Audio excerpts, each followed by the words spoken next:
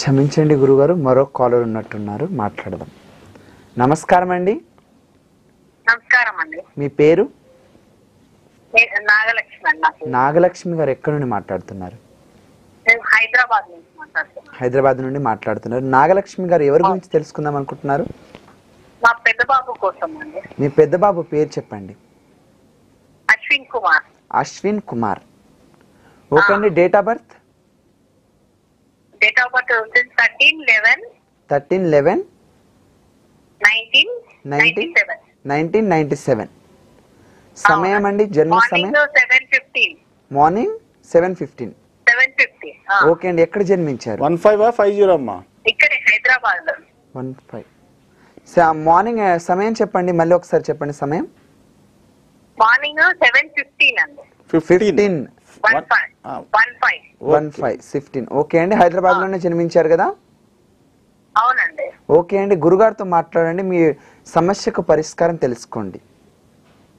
మాట్లాడండి. నమస్కారం అమ్మా. మీ ఏం అడగాలనుకుంటారమ్మా మీ అబ్బాయి గురించి?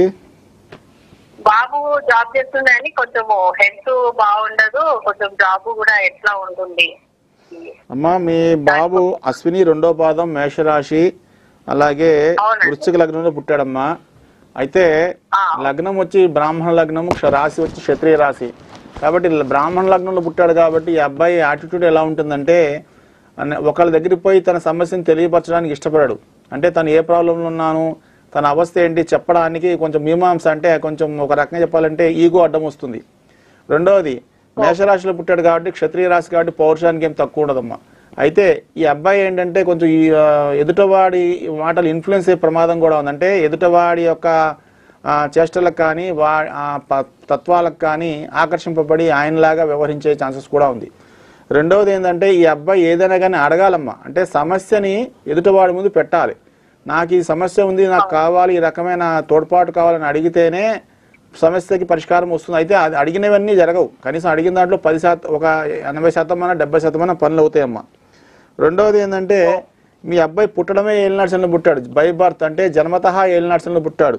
సో అందులో ఇంకోటి ఏంటి, ఈ అబ్బాయి జాతకంలో 5వ స్థానంలో శని ఉండగా పుట్టాడు కాబట్టి కొంచెం ఆలోచించే విధానం కూడా ఎక్కువ ఆలోచిస్తాడమ్మా. అంటే ప్రతి విషయాన్ని డీప్గా ఆలోచిస్తాడు. ఆలోచించి దానికి ఏదైనా మనం ఎస్ చెప్పాలన్నా నో చెప్పాలన్నా టైం ఎక్కువ తీసుకుంటాడు. సో మీరు ఏం చేస్తారంటే ఈ అబ్బాయిని ఒక్కసారి అర్జెంటుగా రేపు 2025 నుంచి మీ అబ్బాయికి ఏలినాడ్స్ అని ప్రారంభం అవుతుంది. అంటే 2వసారి ప్రారంభం అవుతుంది, సెకండ్ టైం. కాబట్టి మీరు ఏం చేస్తారంటే మీ బాబుని తూర్పుగోదావరి జిల్లా రావులపాలెం దగ్గర మందపల్లి నక్షత్రం ఉంది. ఆ మందపల్లిలో ఈశ్వరుడికి శనికి చేసినట్టుగా నువ్వుల నూనెతో అభిషేకం చేస్తారు. మీ అబ్బాయిని అక్కడ తీసుకెళ్లి అభిషేకం చేయించడం వల్ల ఈ లైఫ్ టైం శనిపరంగా వచ్చే దోషాల నుంచి బయటపడతాడు. రెండోది, మీ అబ్బాయి లగ్నానికి ఇళ్ళు వాకిళ్ళు వస్తు వాహనాలు ఇచ్చేది, అంటే లగ్జరీ కమోడిటీస్ ఇచ్చేదని శనీశ్వరుడే. కాబట్టి ఆ మందపల్లి పోయి అభిషేకం చేయించడం వల్ల ఇతని యొక్క స్థితిగతులు ఇంప్రూవ్ అవుతాయి. వ్యవహారిక జీవనం కూడా మార్పు వస్తుంది. ఖచ్చితమైన అభివృద్ధి కనబడుతుందమ్మా. రెండవది ఏంటంటే ఈ అబ్బాయి ఇతని తండ్రి గారితో వాదన వేసుకోకూడదు. తండ్రితో సాధ్యం వరకు ఎంత మాట్లాడుకుంటే అంత మంచిది. వివాహం అయిన తర్వాత భార్య అంటే మామగారితో కూడా ఎక్కువ వాదించకూడదు. ఎందుకంటే వీళ్ళిద్దరూ ఇతని జాతకంలో కంటకాలు క్రియేట్ చేసే క్యారెక్టర్స్ కాబట్టి వాళ్ళతోటి ఏదున్నా సాధ్యంతో మంచిగా రాబట్టుకోవడానికి ప్రయత్నం చేయాలి. కానీ వాళ్ళ మనసు విరిగి కోపంలో వాళ్ళ నోటి వల్ల ఏదన్నా వాళ్ళ మాట అంటే ఖచ్చితంగా ఈ అబ్బాయికి తీవ్ర నష్టం చేస్తుంది. ఎందుకంటే ఇతను పితృదోషంతో పుట్టాడమ్మా. అందుకని వాళ్ళతో ఎంత జాగ్రత్త ఉంటే అంత మంచిది. రెండవది, ప్రతి అమావాస్య గడియల్లో పితృపక్షాలు అంటారు వాటిని.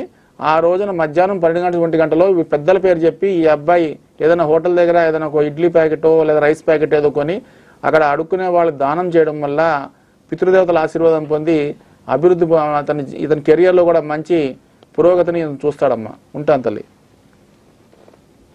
గురుగారు చెప్పినట్టు పాటించండి, మీకు మంచి ఫలితాలు